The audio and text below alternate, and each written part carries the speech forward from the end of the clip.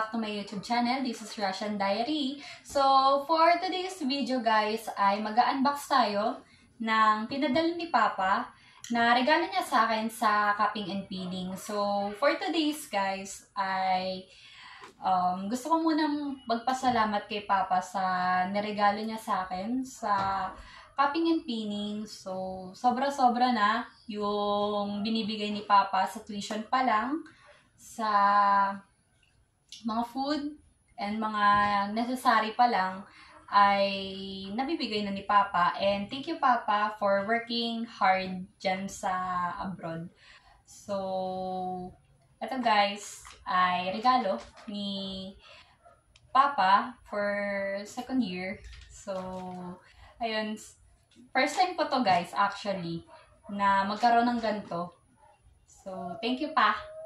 Yan, alam mo yan, love you. So, ayan guys, unbox na tayo.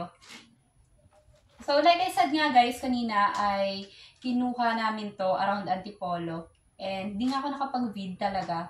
Kahit maski konting slide, wala talaga guys. So, ayan guys, so mag-unbox na tayo. So, thank you nga pala sa pinadalhan ni Papa. So, doon namin siya kinuha guys. So, yan na, daming sat-sat. Okay, mag-unbox na ako. So, ayun guys, galing pa talaga siyang sa kay Papa. Yan, nakaganyan pa siya guys. And, ayun na, so, ito na ang binigay sa akin ni Papa. So, ayun guys. So, ito ay Littmann Classic 3 stethoscope.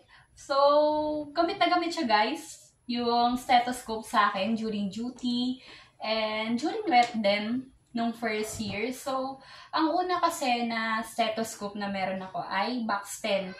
Pero dahil sa mas maganda yung tunog talaga ng Littmann, is ito na, niregalo sa akin ni Papa.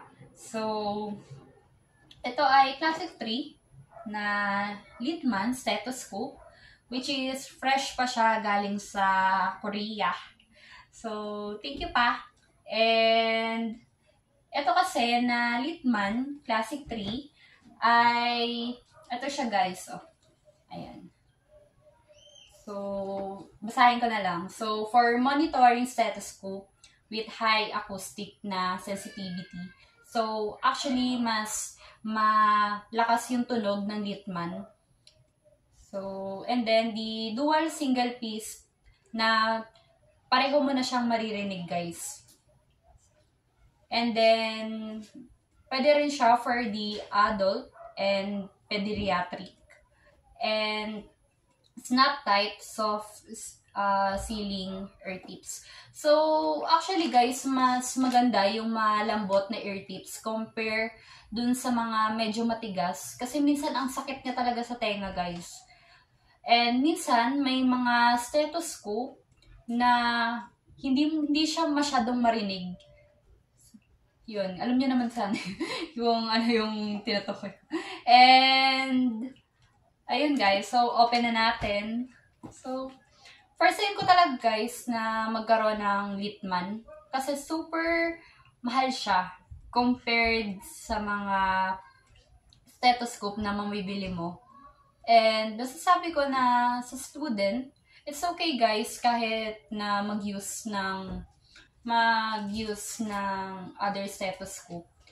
Pero ngayon kasi is nag-invest na rin kami ng stethoscope na mahal na para hindi na siya paulit-ulit na bibili na naman.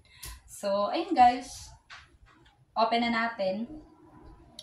So, ayun nga guys. Meron siyang pediatric side convert to open the bell and meron siyang warranty na 5 year. So, ayun guys. Na ano talaga siya sa Korea. Yan. So, open na natin. Ang ganda niya, guys. Ang ganda niya. So, meron na siyang na extra na ear tip. Ayan. And ito usually nilalagay ito sa may bell. So, extra din siya. And then, actually guys, ang kagandahan dito is may extra na siya na ear tip. And for me, mas hygienic siya.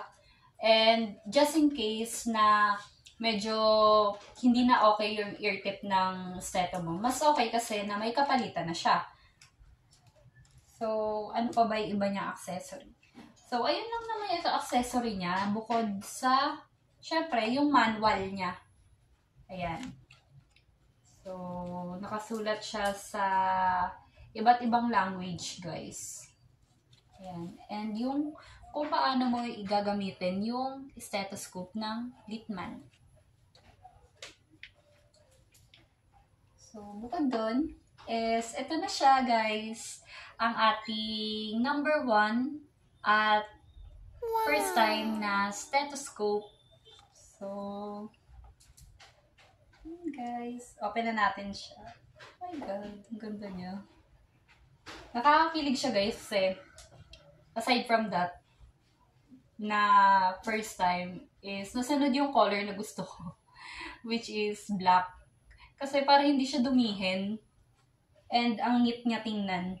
Sa totoo lang, guys, kapag nakita mo siya in person, yung style niya, very elegant. Super.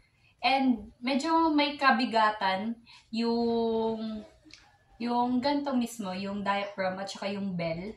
So, ito yung diaphragm, guys. Ito yung bell. So, medyo may kabigatan siya compared dun sa ibang stethoscope na na-try ko before.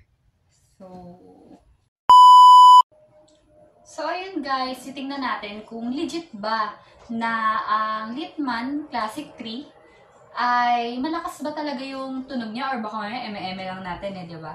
So, try na natin siya, guys.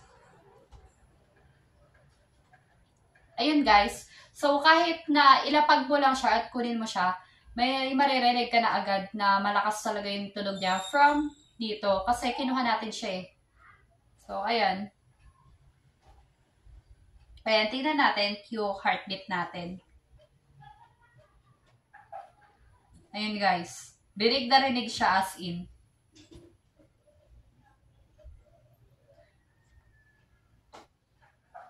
Ayun guys, medyo nakakatuwa siya. Actually, hindi medyo. Nakakatuwa talaga siya guys. Kasi rinig na rinig mo talaga yung tunog ng heartbeat mo. So, ayun guys, sobrang ganda ng Littmann talaga. So, ayun, bukod kay Papa, ay gusto ko rin mag-thank you kay Mama sa lahat.